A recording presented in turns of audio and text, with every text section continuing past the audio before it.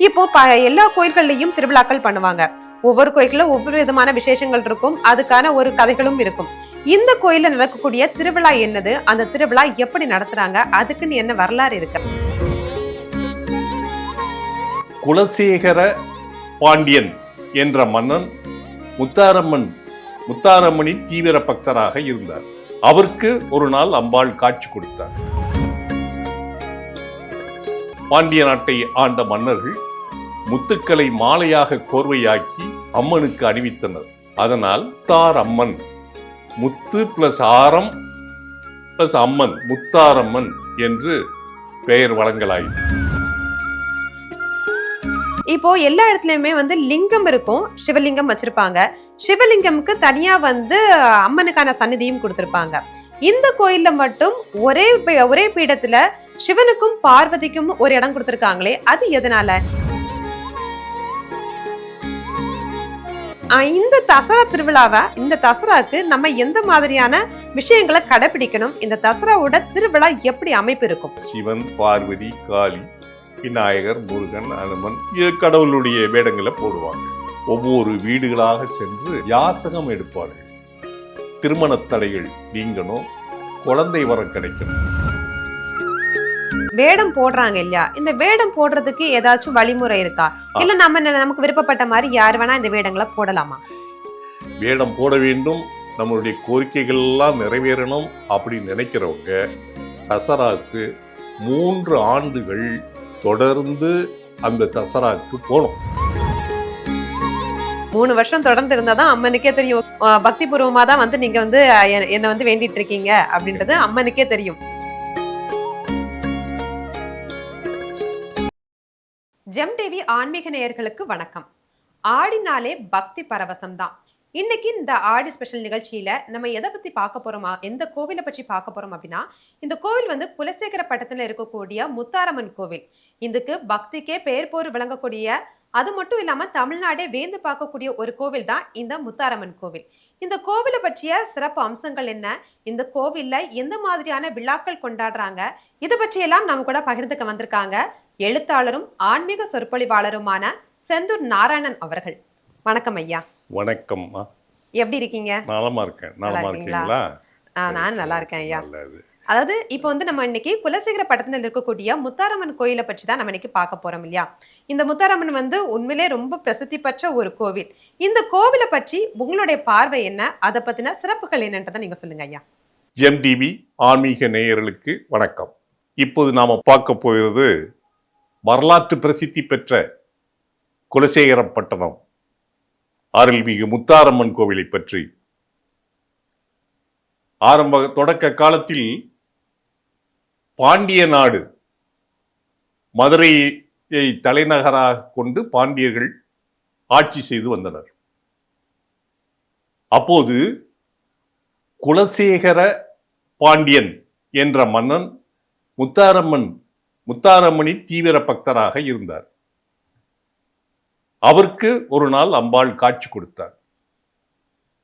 அதனால் அவருடைய பெயரால் குலசேகரப்பட்டணம் என்று அழைக்கப்படலாயிற்று. பாண்டிய நாடு முத்துடைத்து என்று சொல்வார்கள்.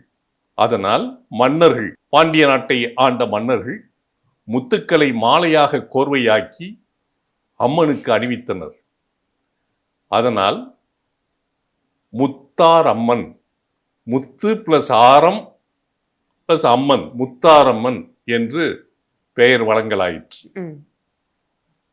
மேலும் அம்மை போன்ற வியாதியில் மக்களை பாதிக்கப்படும் போது அந்த அம்மை நோயை முத்தாரம்மன் ஆற்றுப்படுத்தி, அதாவது இறக்கி அதை குணப்படுத்துவதாக ஐதீகம். இதனால் முத்தை ஆற்றுப்படுத்தி குணப்படுத்துவதால் முத்தாரம்மன் என்று அழைக்கப்பட்டார். எந்த ஆலயத்திற்கும் இல்லாத தனி சிறப்புண்டு. ஒரே பீடத்தில் அம்பாளும் சிவனும் மனித உருவத்தில் அமர்ந்திருக்கின்றார். பொதுவாக சிவாலயங்களில் லிங்கம்தான் மூலவராக ம். கருவறையில் வீட்டிருப்பார். ஆனால் குலசேரப்பட்டணம் திருத்தலத்தில் அம்பாள் முத்தாரம்மன் அருகில் ஞான முக்தீஸ்வரர் ஞானமூர்த்தீஸ்வரர் என்ற பெயரில் சிவபெருமான் மீசையோடு 2 திருக்கரங்களில், ஒரு கரங்களில் வெறுப்பற்ற நிலையிலே செங்கோலை தாங்கியும் இன்னொரு கையில் திருநீற்று கொப்பரையும் வைத்திருக்கிறார். ஓ. இது வேறு எந்த ஆலயங்களிலும் காணப்படாத தனி சிறப்பு. ம். முத்தாரம்மன் இத்திருத்தலத்தில் சுயம்புருவாக எழுந்தருளினார். அந்த உருவம் இந்த திருமேனிகளுக்கு அடியில் அமைந்திருக்கிறது. நீங்க சொல்லவும் தான் தெரியுது. ஓகே, இந்த கோயில்ல இந்த அம்மனுக்கு, இந்த அந்த முத்தாரம்மனுக்கு வந்து இவ்வளவு சிறப்புகள் இருக்குதுன்றதே உங்க மூலியமா தான் எங்களுக்கு தெரிய வருது ஐயா. இப்போ எல்லா கோயில்கள்லயும் திருவிழாக்கள் பண்ணுவாங்க. ஒவ்வொரு கோயில்ல ஒவ்வொரு விதமான விசேஷங்கள் இருக்கும். அதுக்கான ஒரு கதைகளும் இருக்கும். இந்த கோயில்ல நடக்கக்கூடிய திருவிழா என்னது? அந்த திருவிழா எப்படி நடத்துறாங்க? அதுக்குன்னு என்ன வரலாறு இருக்கு? அதை பத்தி சொல்லுங்க ஐயா. குலசேரப்பட்டணம் முத்தாரம்மன் கோயில்ல நடக்கக்கூடிய ஆண்டு முழுவதும் விழா நடந்துகிட்டு தான் இருக்கு. ஆனா மகாலய அமாவாசைக்கு மறுநாள் தசரா விழா என்று 10 நாட்கள் விழா அதி விமர்சையாக கொண்டாடப்படும். இது எப்படி மைசூர்ல பிரம்மாண்டமாக தசரா விழா நடக்குமோ அதை போல தமிழ்நாட்டில் குலசேரப்பட்டினத்தில் இந்த விழா நடைபெறும். அப்போது லட்சக்கணக்கான பக்தர்கள் அங்கு கூடுவாங்க. பொதுவாகவே தசரா அப்படின்னா தசம் என்ற சொல்லுக்கு 10 அப்படிம்பாங்க. ஹர அப்படின்னாச்சுன்னா அதை அறுக்கிறது அப்படிங்கிறது. தசஹரா தசரா. எப்படி இலங்கையில் இராவணனை இராமர் 10 தலைகளையும் அறுத்தார். தீய சக்திகளை அறுக்கிறதற்கு அது தசரா என்று கொண்டாடுறாங்க. அது இப்போ வட மாநிலங்களில் ராவண லீலா அப்படின்லாம் சொல்லி அந்த மாதிரி நடத்துகிறாங்க. அதை போல தீய சக்திகளை, காமம், குரோதம், கோபம், சூது, வாது, வஞ்சனை போன்ற குணங்களெல்லாம் கொண்ட மனிதர்களை அறுப்பதற்காக இங்கு தசரா என்ற பெயரில் ஒரு விழா ஏற்பாடு செய்கின்றனர். இப்போ நீங்க இதை பத்தி சொல்லும் போது எனக்கு ஒரு கேள்வி வருது. இப்போ எல்லா இடத்துலயுமே லிங்கம் இருக்கும், சிவலிங்கம் வச்சிருப்பாங்க. சிவலிங்கம்க்கு தனியா அம்மனுக்கான சந்நிதியும் கொடுத்திருப்பாங்க. இந்த கோயில்ல மட்டும் ஒரே பீடத்துல சிவனுக்கும் பார்வதிக்கும் ஒரு இடம் கொடுத்திருக்காங்களே, அது எதனால? எல்லா இடத்துலயும் சந்நிதி தனியா தான் கொடுத்திருப்பாங்க. இல்ல சிவலிங்கத்துக்கு பக்கத்திலே கூட தனியா தான் கொடுத்திருப்பாங்களே தவிர ஒரே கல்லுல செதுக்கியிருக்க மாட்டாங்க. இங்க மட்டும் அந்த மாதிரி பண்ணிருக்கிறதுக்கு, அந்த மாதிரி செதுக்கியிருக்கிறதுக்கு என்ன காரணம்? ஒவ்வொரு கோயில்லையும் ஒரு ஸ்தல புராணம் இருக்கு. குலசேரப்பட்டணத்தில் உள்ள ஸ்தல புராணம் படி பார்க்கணும்னா, மைசூர்ல மைசன் என்ற அரக்கனை அழிப்பதற்காக சாமுண்டீஸ்வரி அவதாரம் எடுத்து அவரை அழிச்சாங்க. அதை போல குலசேரப்பட்டணத்தில் வரமுனி அப்படின்று ஒரு அரக்கன். இவன் என்ன பண்ணான்னா, அகஸ்தியரை அவமானமா பேசிட்டார். அதனால அவர் வெகுண்டெழுந்து, உனக்கு எருமை கடா தலையும் மனித உருவமாக இருக்க கடவாய் அப்படின்னு ஒரு சாபம் கொடுத்துருவார். சாபத்தை பெற்றுக்கிட்ட அந்த வரமுனியானவன் தேவர்களையும் முனிவர்களையும் மனிதர்களையும் பல இன்னல்கள் கொடுக்க ஆரம்பிச்சான்.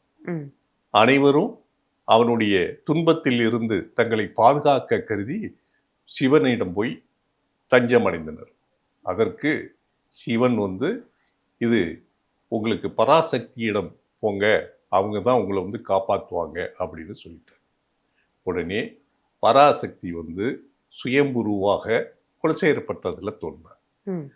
அது நான் ஏற்கனவே சொன்ன மாதிரி மகாலய அமாவாசைக்கு மறுநாள் நவராத்திரிகள் 3 நாள் மலைமகளாகவும், இன்னும் 3 நாள் அலைமகளாகவும், கடைசி 3 நாட்கள் கலைமகளாகவும் விரதம் இருந்து விரதத்தை அனுஷ்டித்தாங்க. 10வது நாள் அந்த அம்பாள் மைஷாசுரம் மர்த்தினியாக அவதாரம் எடுத்து அந்த அரக்கனை கடற்கரையில், குலசேகரப்பட்டண கடற்கரையில் சென்று போரிட்டு அழிக்கிறார். அழித்த உடனே அம்பாளுக்கு பிரம்மஹஸ்தி தோஷம் பிடிச்சிடுச்சு. பிரம்மஹஸ்தி தோஷம் பிடிச்ச உடனே அவங்க சிவபெருமானை வேண்டி தவம் இருக்கிறாங்க. எனக்கு இந்த தோஷத்தை போக்கணும் சுவாமி அப்படின்னு. சிவன் நேரில் தோன்றி அம்பாளுக்கு பிரம்மஹஸ்தி தோஷத்தை நீக்கிட்டு, உனக்கு வேற என்ன வர வேணும் கேளு அப்படின்னு சொல்றாரு. உடனே நீங்கள் இந்த தளத்தில் என் முன் தோன்றியது போல இங்கு உள்ள மக்களுக்கு அனைவருக்கும் அருள் புரியுமாறு என் கூடையே இதே தளத்தில் என் அருகிலேயே நீங்க அமர்ந்திருக்கணும் அப்படின்னு சொல்றாங்க. அவங்க கேட்ட வரத்தை சிவபெருமான் வழங்குறார். அதன்படி ஒரே பாறை, ஆண் பாறை பெண் பாறை, இந்த பாறையில 2 உருவங்களையும் அமைப்பதற்கு அம்பாள் கனவுல கோவில் குருக்கள்கிட்டையும் மையாடி அப்படிங்கிற ஊர்ல ஒரு சிற்பி, சுப்பையா சிற்பி என்பவருடையும் கனவுல சொல்லிடுறாங்க. அதே போல 2 பேருடைய சிலையும் அங்க தயாராகுது. கொண்டு வராங்க. குலசேகரப்பட்டணத்துல ஒரே பீடத்துல ஞானமூர்த்தீஸ்வரர், அருள்மிகு முத்தாரம்மன் பிரதிஷ்டை பண்றாங்க. இதுதான் அந்த வரலாறு. ஓ, நன்றி ஐயா. அதாவது ஒரு கம்மனுக்கு இப்படிதான் இருக்காங்கன்னா ஒவ்வொன்றுக்கும் ஒரு வரலாறு இருக்குன்றது உங்க மூலியமா எங்களுக்கு தெரிய வருது. இப்போ நீங்க தசராவை பத்தி சொன்னீங்க. மைசூர்ல தசரா ரொம்ப பிரசித்தி பெற்ற முறையில நடத்துறாங்க. ஆனா இங்க நமக்கு நம்ம ஊர்ல, நம்ம தமிழ்நாட்டுல குலசேகரப்பட்டினத்துல தான் அந்த அளவுக்கு அதை விடையும் விமர்சையாவே நடக்குதுன்னே கூட சொல்லலாம். நம்ம தமிழ்நாட்டுல நடக்கக்கூடிய ஒரு ரொம்ப ரொம்ப விமர்சையா நடக்கக்கூடிய ஒரு திருவிழா இந்த தசரா திருவிழாவை. இந்த தசராக்கு நம்ம எந்த மாதிரியான விஷயங்களை கடைபிடிக்கணும்? இந்த தசராவோட திருவிழா எப்படி அமைப்பு இருக்கும்? இந்த தசரா திருவிழாக்கு என்ன பண்ணுவாங்க? இந்த தசராவினுடைய முக்கிய நோக்கம் 10 நாட்கள் அம்பாள் விரதம் இருக்கிறதா. ஆனா அவங்க வேண்டிய இந்த கோவிலுடைய சிறப்பு, நவராத்திரியினுடைய இந்த தசராவினுடைய சிறப்பு என்னன்னா, பக்தர்கள் வேடம் போடுவாங்க. அதாவது தெய்வீக வேடங்கள். சிவன், பார்வதி, காளி, விநாயகர், முருகன், அனுமன் உள்ளிட்ட தெய்வம், கிருஷ்ணர் உள்ளிட்ட அம்மன் மற்றும் கடவுளுடைய வேடங்களை போடுவாங்க. அதே போல விலங்குகள் வேடங்கள், முனிவர்கள் வேடங்கள், பிறகு குறவன் குறத்தி வேடம், பெண் வேடம், ஆண் ஒரு பெண்ணாக வேடம் போட்டுறது, இந்த மாதிரிலாம் வேடம் போட்டு ஒவ்வொரு வீடுகளாக சென்று யாசகம் எடுப்பார்கள்.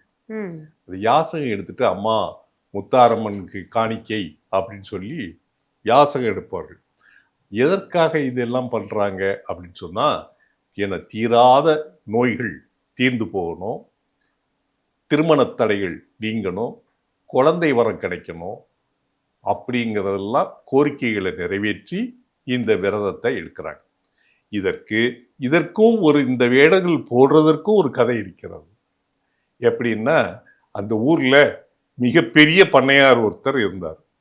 அவர் 18 பட்டிக்கும் பெரிய ஆளு. ஆயிரக்கணக்கான நிலப்புலன்கள் அவருக்கு இருக்கு. ஒரு வருடம் சரியாக விளைச்சல் இல்லை. உடனே அந்த முத்தாரம்மன் கோவிலுக்கு எனக்கு அந்த கோவில் பூசாரியிடம், எனக்கு விளைச்சல் இல்லை, இந்த அம்மனுக்கு சக்தி இருக்குது உண்மையானால் இந்த வருடம் எனக்கு அமோக விளைச்சல் இருக்கணும் அப்படின்னு சொல்றாங்க. உடனே அந்த குருக்கள் என்ன சொல்றாருன்னா, நிச்சயமா உனக்கு நல்ல விளைச்சல் இருக்கு, ஆனா உங்களுக்கு விளைச்சல் இருந்ததுன்னா அம்மனுடைய அருள் புரிவா, அப்படி இருந்ததுன்னா இந்த கோயிலை கட்டுறதுக்கு நீங்க உதவி பண்ணணும் அப்படின்னு சொல்றாரு. கண்டிப்பா கட்டுறேன்னு சொல்றாரு. அதேபடி அந்த வருடம் அமோக விளைச்சல் இருந்தது. இவரும் கோயில் கட்டிடுறாரு. அந்த நேரத்தில் ஒரு நாள் சுவாமி தரிசனம் பண்ணதுக்கு வரும்போது ஒரு குறவன் அந்த கோயிலுக்கு வரார்.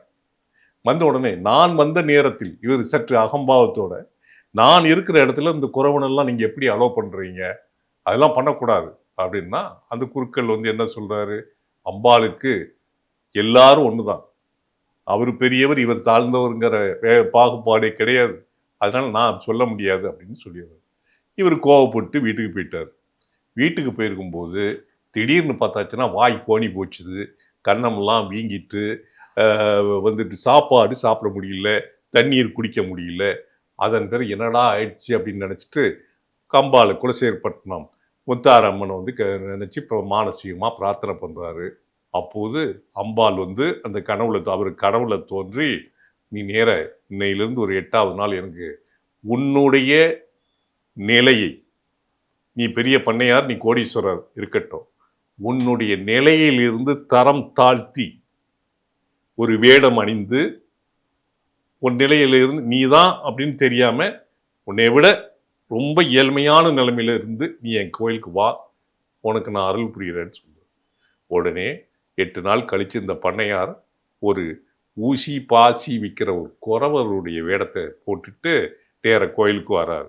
கோயிலுக்கு வந்த உடனே சிலையா இருந்த அம்பாள் அவருக்கு தரிசனம் கொடுக்குறா. உடனே பக்கத்தில் இருந்த ஒரு குரங்கு ஓடோடி வந்து ஒரு பழத்தை எடுத்து அவர் கையில் கொடுக்குது. அதை சாப்பிட்றாரு. வாயெல்லாம் சரியாயிடுச்சு. இவங்க வந்து இந்த வேடம் போடுறதுனால, வேடம் போனாச்சுன்னா, வேடம் போட்டு அங்கே போயிட்டாங்கன்னா அதுக்கு உங்க குறைகள் தீர்ந்து போகுது. இது நாடெங்கும் அம்பாளுடைய திருவிளையாடல் நாடெங்கும் பரவியது. அதன் பிறகுதான் இந்த வேடம் போடுறதுக்கு பக்தர்கள் ஆரம்பிச்சாங்க. சரிங்க ஐயா.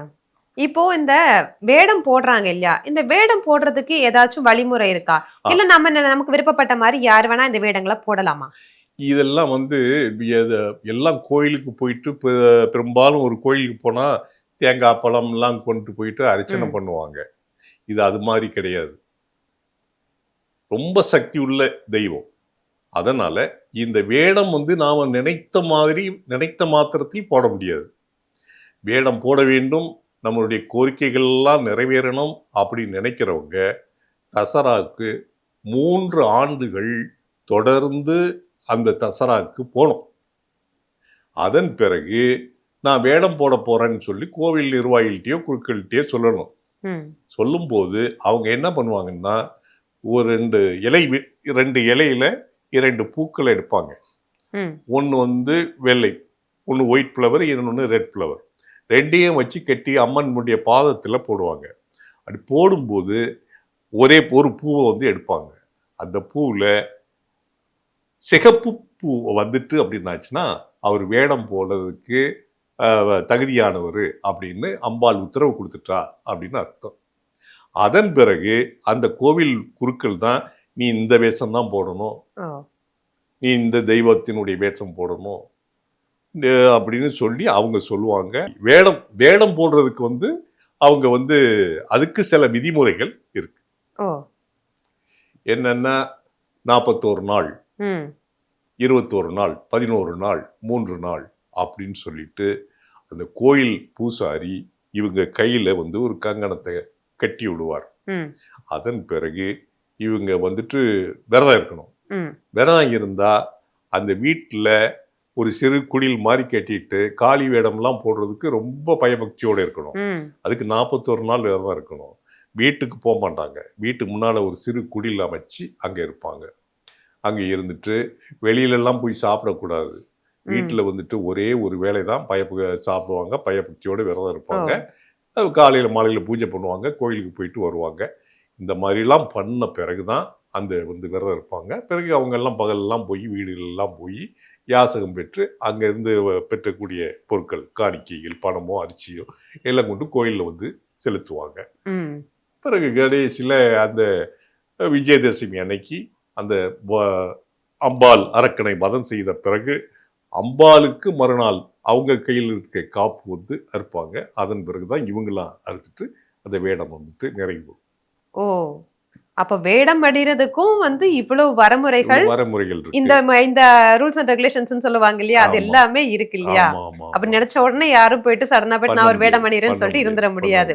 3 வருஷம் தொடர்ந்து இருந்தாதான் அம்மனுக்கே தெரியும், ஓகே உண்மையிலே நீங்க வந்து என்ன வந்து பக்தி பூர்வமா தான் வந்து நீங்க வந்து என்ன வந்து வேண்டிட்டு இருக்கீங்க அப்படின்றது அம்மனுக்கே தெரியும்.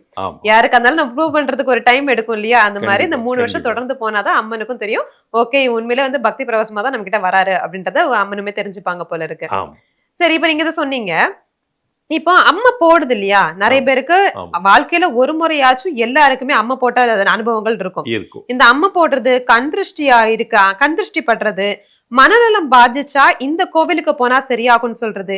இந்த மாதிரியான விஷயங்கள்ல வந்து அறிவியல் பூர்வமா யோசிச்சா அது வேற மாதிரி நம்ம யோசிக்கணும். இதுல இந்த ஆன்மீக விஷயமா நம்ம அந்த கோயில எடுத்துக்கிட்டோம் அப்படின்னா, இந்த கோயிலுக்கு போனா இதெல்லாம் சரியாகும்னு சொல்றாங்களே அதெல்லாம் உண்மையா? இதெல்லாம் இது வந்துட்டு பகுத்தறிவு சிந்தனைங்கிறது வேற. ம், ஆன்மீக சிந்தனைங்கிறது வேற. ம், நம்ம மூதாதையர்கள்லாம் வந்துட்டு பல வகையில நமக்கு என்னென்னலாம் பண்ணணும் அப்படின்னு சொல்லி எழுதி வச்சிருக்காங்க. சொல்லிட்டு இருக்காங்க.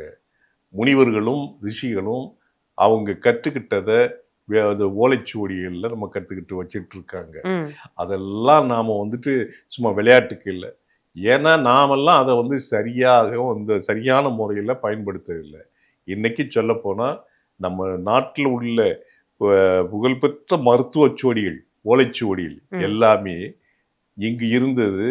தஞ்சாவூர்ல சரஸ்வதி மஹால்ங்கிற இடத்துல இருந்தது. ம், அந்த ஓலைச்சுவடிகள் எல்லாமே இப்போ வந்து இங்கிலாந்துக்கு கொண்டு போயிட்டாங்க. ம், இப்ப அதுலேருந்து அந்த ஓலைச்சுவடி எடுத்து பார்க்கணும் அப்படின்னு சொன்னா, அங்க அதற்கு வந்து சரியா பணம் கட்டி, நம்மிடம் இருந்த ஒரு சொத்து, அதை திரும்ப அதை பார்ப்பதற்கு பணம் கட்டித்தான் அத வந்து பார்க்கக்கூடிய லெவல்ல இருக்கு.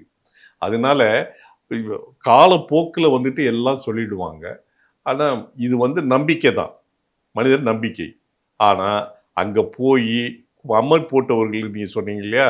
குலசேகரப்பட்டினம் கோயிலுக்கு போனா, அம்பாள் சன்னதி முன்பு ஒரு நீர் தொட்டி இருக்கும். ம். அதுல தண்ணீர்லாம் வந்துட்டு இறைச்சு ஊத்துவாங்க. அது அப்படி பண்ணும்போது, அதுல நீர் கட்டி வந்து அது குறைய, குறைய, குறைய வந்துட்டு அம்மை வந்து இறங்குவதாக. அம்பாள் வந்து அது வந்து அம்பாளுடைய அருளால் அம்மை இறங்குவதாக ஐதீகம். இன்னைக்கும் ஆயிரக்கணக்கான பக்தர்கள், அம்மை போட்டவர்கள் அந்த கோவிலுக்கு சென்று தங்கியிருந்து சுகம் பெற்று வருவது கண்கூடு. ம். சரிங்கய்யா. அப்போ இதனால தான் வந்து இந்த அம்ம போட்டவங்களுக்கும், முத்தாரம்மன்ற பேருக்குமான சம்மந்தமும் இதுதானா? இந்த முத்து முத்தா போடுறதுனால தான் ஆ அம்மன் வந்து முத்த வந்து ஆற்ற ஒரு அம்மன் அப்படின்ற மாதிரி நான் அத நான் படிச்சிருக்கேன். ஏற்கனவே ஆ. நான் முதல்ல சொன்னேன் உங்களுக்கு. முத்து அதுதான். அது ம். வந்து இன்னும் சொல்லப்போனா, அதுக்கு வந்து பல புராண கதைகள்லாம் இருக்கு. ம். ஏற்கனவே அத முத்து இது பண்றது, வைக்கிறது அப்படின்னு பார்த்தாச்சுன்னா, நாம வந்து ஜமத்கனி முனிவர் காலத்துக்கு போனோம். ம். அங்க போயிட்டுருக்கும்போது ஜமத்கினி முனிவரை வந்து ஒருத்தர வந்து கொலை செய்துட்டு வருவாங்க. அதனால அவருடைய மனைவி ரேணுகா தேவி வந்து தீக்குளிச்சுருவா. அது இந்திரன் பெருமழை பெய்து அதை அணைச்சு விடுவாங்க. அப்போது அவர் உடலெல்லாம் கொப்பளம் கொப்பளமாக அந்துரும். ஓ! அதுதான் அம்மை. அப்போது சிவபெருமான் தோன்றி, நீ வந்து அந்த அம்பாள் உடனே வந்து என்ன பண்ணுவாங்கன்னா, வேப்பிலையை ஆடையாக அணிந்து கொள்வாங்க. பக்கத்து வீட்ல போயி பசிக்கு உணவு கேட்கும்போது, ம். அவங்க வந்து பச்சரிசி, வெல்லம், இளநீர் குடுப்பாங்க. அதெல்லாம் வந்துட்டு இவங்க சாப்பிடுவாங்க. அம்மை பண்றவங்களுக்கு இன்னைக்கும் அதத்தான் பண்ணிட்டு ம். இருக்கிறாங்க. ம். அது வந்து எதுக்குன்னா, சிவபெருமான் வந்து தோன்றி, "அம்பாள், நீ வந்து அ நீ அணிந்த வேப்பிலை வந்து சிறந்த மருந்தா இருக்கும். அம்மை போடுறவங்களுக்கு நீங்க வந்துட்டு ப ப நீ காய்ச்சி குடித்த கூழ் வந்து நல்ல உணவா இருக்கும். இளநீர் வந்து நீராகாரமாக இருக்கும். அதனால இதெல்லாம் நீங்க பண்ணிட்டு வந்தாச்சுன்னா, அம்மை நோய் வந்து படிப்படியா குறைஞ்சிரும்." அப்படின்னு சொல்லி சிவன் வந்து ஒரு வரம் குடுத்தாரு. அந்த வரத்தின்படி அந்த அம்பாளுடைய கருணையினால வந்து அம்மை நோய் குணமாகுறதாக ம். ஐதீகம். ஐதீகம். ஓகேங்க ஐயா. அப்போ நீங்க வந்து இவ்ளோ விஷயங்கள் சொல்லியிருக்கீங்க. முத்தாரம்மன்ற வந்து ஒரு கோயில் எப்படி உருவாச்சு? அதுக்கான வரலாறு என்ன? அந்த கோயில்ல வந்து என்ன நிகழ்ச்சிய என்ன திருவிழாவ வந்து ரொம்ப பெருசா கொண்டாடுறோம்? அதாவது தசரான்ற ஒரு திருவிழாவ வந்து ரொம்ப பெருசா கொண்டாடுறோம். மைசூருக்கு இணையா அங்க நடக்கிற தசராக்கு இணையா நம்ம தமிழ்நாட்டிலயும் வந்து குலசேகரப்பட்டினத்துல ரொம்ப பிரசித்தி பெற்ற கோயில் அதான முத்தாரம்மன் கோயில்ல வந்து நம்ம தசரா விழாவ அதுல வந்து கொண்டாடுறோம். என்னன்னா, அந்த கோயில் திருவிழா நடக்கும்போது, சென்னையில வந்து அதனுடைய பக்தர்கள்லாம் பல்லாயிரக்கணக்கான பேர் இருப்பாங்க. ம். அந்த கொடி ஏறுன உடனே இவங்க எல்லாம் அங்க போயி, பல விதமான குழுக்கள் வச்சிருப்பாங்க. ம். ஒவ்வொரு குழுக்கள் வச்சுட்டு, அந்த அது மூலமா வேடங்கள்லாம் போட்டுக்கிட்டு, இது பண்ணிட்டு, நெறைய பேருக்கு அன்னதானம் பண்றது, வைக்கிறது, அது இன்னும் நடக்குது. தமிழ்நாடு மட்டும் இல்லாம பிற மாநிலங்கள்ல இருக்கிறவங்களும் அந்த கோயில் திருவிழாவுக்கு அங்க போறது இன்னைக்கு நடந்துட்டு இருக்கு. இவ்வளவு விசேஷமான ஒரு கோயிலை பத்தி நீங்க சொல்லியிருக்கீங்க. இந்த கோயில் வந்து எங்க இருக்குன்றதையும் நீங்க சொல்லிட்டீங்க. இது வந்து தூத்துக்குடி மாவட்டத்துல திருச்செந்தூருக்கு பக்கத்துல இருக்கக்கூடிய ஒரு தூத்துக்குடி இது கோயில் வந்து இல்லையா? இந்த கோவிலுக்கு போகணும்னு நிறைய பேர் இதன் மூலமா ஜெம் டிவி வாயிலாக இதை பார்த்து கொண்டிருக்கின்ற அன்பர்கள் அனைவருக்கும் நாமும் ஒரு தடவை முத்தாரம்மன் கோயிலுக்கு போயிட்டு வர வேண்டும் அப்படிங்கிற எண்ணம் ஏற்பட்டிருக்கும். ஆமா. கண்டிப்பா ஆனா எல்லாருமே வந்து அப்படி போக விரும்புபவர்கள் சென்னையில் இருந்து தினமும் மாலை 4 மணிக்கு செந்தூர் எக்ஸ்பிரஸ் போகுது. ம். அதுல நீங்க புறப்பட்டீங்கன்னா சரியா மறுநாள் காலையில 6 மணிக்கு திருச்செந்தூர் போயிடும். அங்க இருந்து நேர 14 கிலோமீட்டர் அடிக்கடி பஸ் வசதி இருக்கிறது, ஆட்டோ வசதி இருக்குது. போயாச்சுன்னா கோயிலுக்கு வந்துட்டு போயிட்டு வந்துடலாம். விமானத்தில் போகணும் அப்படின்னாச்சுன்னா தூத்துக்குடி வரைக்கும் இப்போ மதுரையை போயிட்டு அல்லது தூத்துக்குடி விமான நிலையத்துக்கு போயிட்டு அங்கிருந்து போகலாம். ம். திருநெல்வேலி வரைக்கும் வந்தவர்கள் அங்கிருந்து 68 கிலோமீட்டர் தூரத்தில் குலசேகரப்பட்டினம் இருக்கு. ம். அங்கிருந்து கார்லயோ பஸ்லயோ கூட போய் அடையலாம். காலையில வந்து 6 மணியிலிருந்து 12 மணி வரைக்கும், அதன் பிறகு 4 மணியிலிருந்து 9 மணி வரைக்கும் ஆலயம் திறந்திருக்கும். நிறைய பேர் வந்து திருச்செந்தூர் கோயிலுக்கு போயிட்டு முருகனை தரிசனம் பண்ணிட்டு முத்தாரம்மன் அருமை பெருமைகள் எல்லாம் கேள்விப்பட்டு அங்க போவாங்க. ம். இவங்க போகும்போது என்னன்னா நேரம் வந்து 2 மணிக்கு 3 மணிக்கு அங்க போயிடுவாங்க. அதனால அப்போ நடை சாத்தி இருக்கும். 2-3 மணி நேரம் தாமதமா இருக்கும். இங்க போகணும்னா காலையில 7 மணிலேருந்து 12 மணிக்குள்ள, அப்புறம் 4 மணிலேருந்து 9 மணிக்குள்ள போயாச்சுன்னா அம்பாளை திவ்யமா தரிசனம் பண்ணிட்டு வரலாம். கண்டிப்பா ஐயா. எல்லாருமே கண்டிப்பா போய் பார்க்க வேண்டிய ஒரு திருத்தலம். நம்ம வந்து தூரத்துல இருக்க திருத்தலங்களா போகும்னு யோசிப்போம். நம்ம தமிழ்நாட்டிலே இப்படி ஒரு பிரசித்தி பெற்ற கோயில் இருக்கும்போது, முதல்ல நம்ம தமிழ்நாடெல்லாம் சுத்தி பார்த்துட்டு அதுக்கப்புறமா கூட தமிழ்நாட்டை விட்டு வெளியே போலாம் இருக்கு. ஏன்னா நீங்க சொல்ற இந்த இவ்வளவு விஷயங்கள் இருக்குன்ற போது அதையே நம்ம மிஸ் பண்ணோம். கண்டிப்பா நம்ம ஜெம்பக்தி நேயர்கள் பார்த்துட்டு இருக்கவங்க எல்லாருமே கண்டிப்பா வாழ்நாள்ல ஒரு முறையாச்சும் இந்த குலசேகரப்பட்டினத்துல இருக்கக்கூடிய முத்தாரம்மன் கோயிலுக்கு போயிட்டு அம்மனோட அருளை பெற்றுக்கணும் அப்படின்னு சொல்லிட்டு நாங்களும் நினைச்சுக்கிறோம். நம்ம வந்து இந்த ஆலயத்தை பத்தி நல்லாவே தெரிஞ்சுக்கிட்டோம். உங்ககிட்ட இருந்து நிறைய விஷயங்களை நீங்க வந்து எங்ககிட்ட பகிர்ந்துக்கிட்டீங்க. ரொம்ப நன்றி ஐயா. நம்ம இந்த நிகழ்ச்சியில வந்து இந்த கோயிலை பத்தி பார்த்திருக்கோம் இல்லையா? இது மாதிரி இந்த ஒரு கோயில் தான் இருக்கான்னு கேட்டா கிடையாது. தமிழ்நாட்டுல பல்வேறு கோயில்கள் இருக்கு. அதுவும் ஆடி மாசம்னு எடுத்துக்கிட்டாலே போதும், எல்லா அம்மன் கோயில்கள்லயுமே வந்து ஒரு பெரிய விசேஷங்கள் இருக்கும். ஆடி மாசம் எப்ப பிறக்க போகுதுன்ற மாதிரி எல்லாருமே வந்து வெயிட்டிங்ல இருப்பாங்க. எல்லாருமே வந்து அதுக்காக காத்துட்டு இருப்பாங்க. அந்த ஆடி மாசமும் நமக்கு இப்ப வந்தாச்சு. நம்ம வந்து இன்னும் பல்வேறு கோயில்களை பத்தி வரக்கூடிய அடுத்தடுத்த எபிசோட்ஸ்ல நம்ம கண்டிப்பா பார்ப்போம். அது வரைக்கும் உங்களிடமிருந்து விடைபெறுவது நான் பிரீதா.